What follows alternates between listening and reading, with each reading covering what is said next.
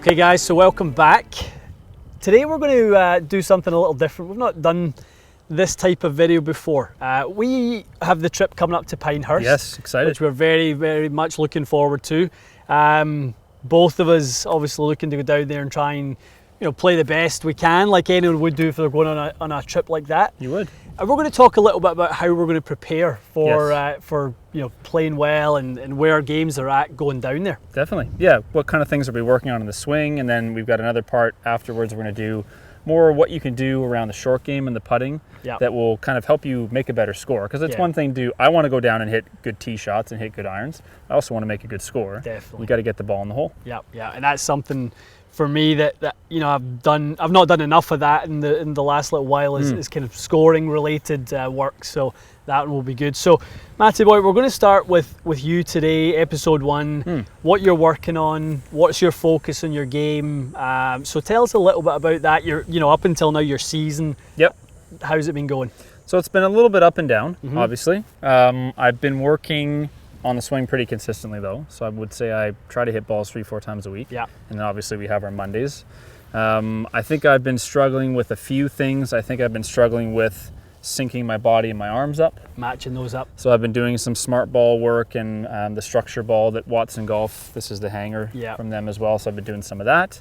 One thing that I've noticed more recently is I find when I look at my swing on video, I'm getting a little bit over-rotated early in the lower body and getting a little bit this way, which is forcing me to either kind of smother it a little bit or reach back and get after it. So shot shapes on the course are a little bit, with the driver, a little low hooky? They are a little low hooky, yeah, unless I obviously overcompensate. Yeah. So one thing I've been just starting to work on in the last couple weeks is stabilizing the lower body a bit more, just so it's not so out of sync with the rest of my turn. Yeah. And then from there, I've been working on really just stabilizing the club face. So I think the structure ball has helped me get things a little bit more synced up.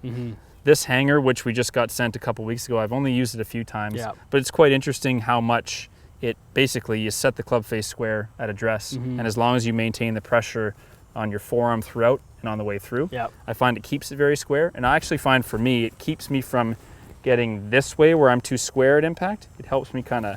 So too square with the body, you don't get it open enough. And I find with this, just doing drills, that if I really maintain that pressure here, I automatically tend to feel a little bit more this way. Right. So that's kind of helped me get rid of a lot of the excess in to out. And I mean, mostly in drill form. I haven't executed it great on the course yet, but it's kind of getting there.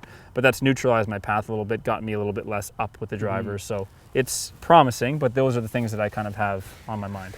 Yeah, I mean, I think so many people see, the work that you do, or certainly the shots that you hit, and think that golf is easy, for you. Far from it. Yes, it's not. It's something that's a constant work in progress, and there's always things that you're focused on. And I think, like you say, you like training aids, you like drills, you like... I just find I need a bit of feedback there, especially if I practice by myself. I mean, I don't mind checking a bit of video here and there, but without a second set of eyes, which you don't usually have, I like something that I can feel.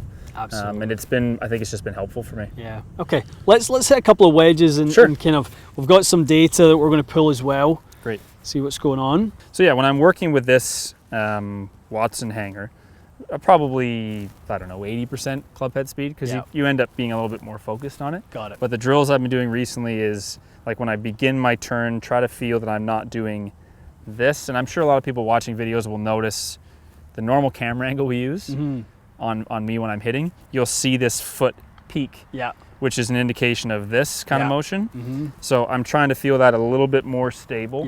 I'm still turning, obviously, but just less sloppy. And then from there, I'm just doing the drill with the hanger to maintain the pressure on it and help me kind of open up a little bit.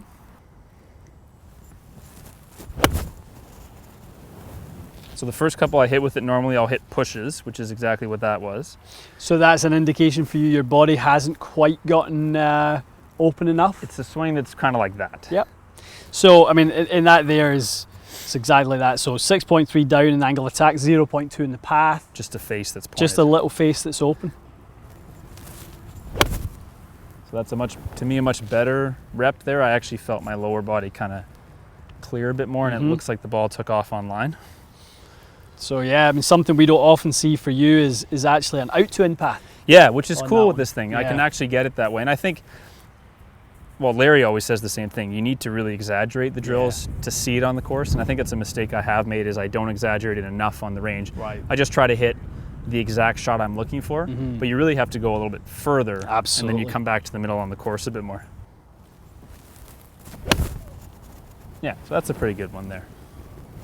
And they're probably around 80% speed when I'm doing this drill, and they take off pretty nice. So yeah, I'll get a couple slightly out-in paths, and I'll see the ball fade a bit, which is nice because I can feel that the face is not flipping. It's maintaining slightly open or square, and it's just up to me. If I hit the one that goes left, it's just because I haven't actually rotated, and the face is still pointed a bit left. Yeah, absolutely. So, and that's what you want. You don't, unless you've got exceptional timing, you don't really want the hands to deliver the face every time. You want to try and kind of, get that club face organized on the downswing, let your body rotation square up. Yeah, and that's what I've always struggled with, is I can have a good round of golf or a good session like when we're filming if the timing's on, but if the timing's off, it just kind of becomes a little bit of a struggle. Okay, let's move up in club. Let's pop into 7. So without the hanger, let's see if we do it without it. Get some reps.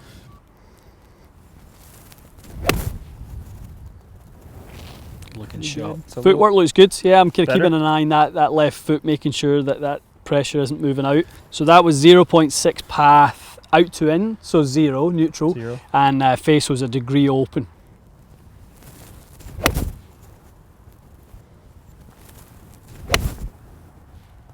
Better.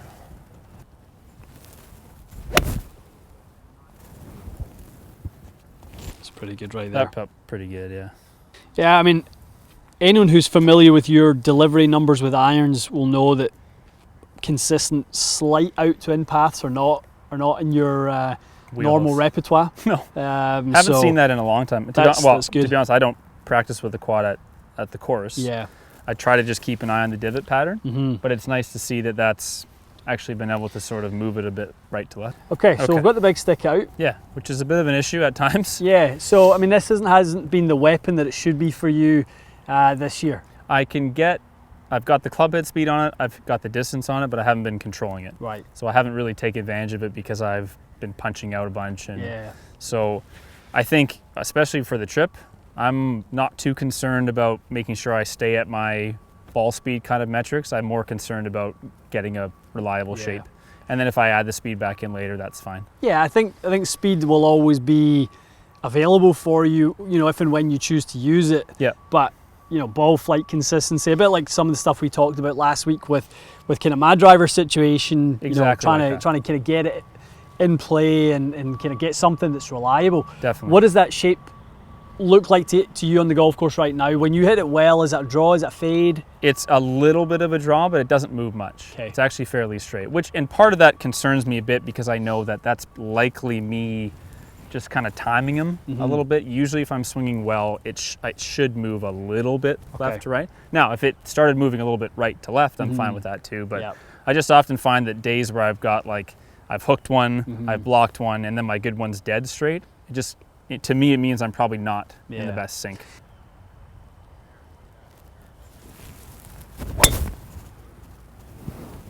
It's right over your target there. Pretty good, yeah.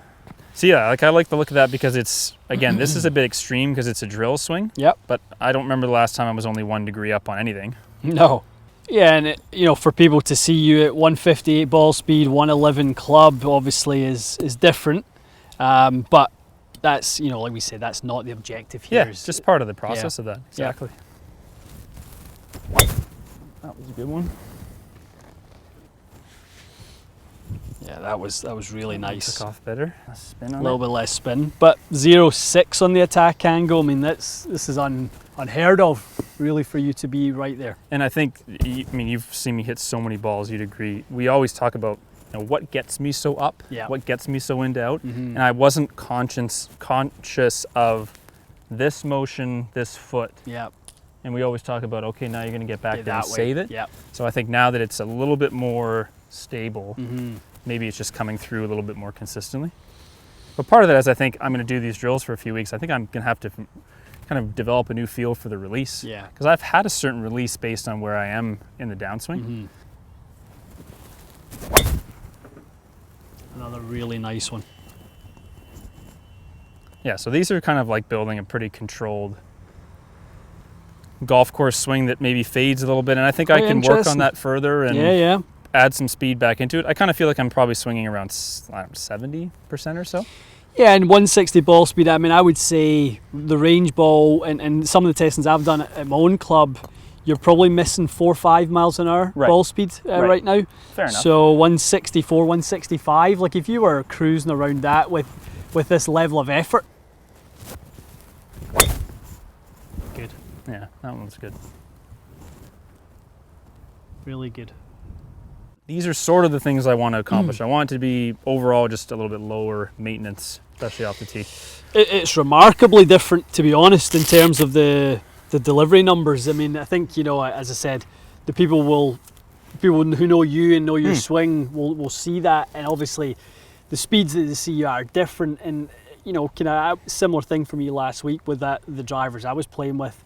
You know, the speeds are not what I kind of would ideally want to see. Yeah. But I'm okay with that while I kind of figure things out. And I think that's the thing. I have to treat these are drill swings. It's a practice session. Yeah. If as I said to you at the beginning, if I come out here and go, oh, it better be over 170, I don't think I'm going to learn kind of the motions that I'm looking to learn. And I would rather do it, you know, if I will go practice almost every day, I can ramp that up slowly by the time we go. But yeah, that's kind of what I have in mind. Looks good. I mean, it really looks good, guys. I mean, tell us what you think. I mean, those numbers for Matt are the most neutral I've ever seen you, that's for sure.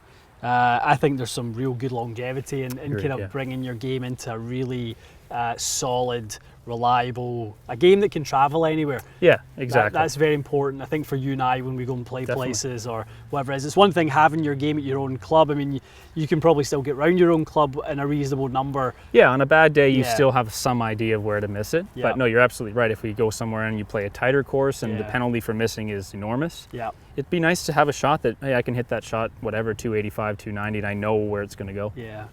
Love it. Okay, guys, this is going to be something of a weekly feature until we go to Pinehurst. This is going to be the build-up for us trying to get our games in good shape. Yes. This is a great start in terms of understanding what Matt's focused on. You know, I'm going to do the same. As I say, we'll do some drill stuff related to short game. Next week, we'll have some different sort of stuff that we'll be talking about, how we're progressing. If the progression has come that you've been really good with your delivery, you want to add some speed, want to look at some stuff. I've even got some thoughts for you in terms of, you know, maybe want to kind of just look at some equipment related things before you go down. I've had a couple thoughts myself, so maybe we can chat about that too. We'll do that. We'll get Matt's bag organised. You know, mine is fairly set in terms of, like, other than this just playing with this driver. Yeah, you're getting close though. Yeah, I think it's pretty close, but there's nothing I want to play with too much equipment wise. So that'd be good to do that with you. That'd be awesome. Love it. Good. All right, guys, stay tuned for that. We'll see you again soon.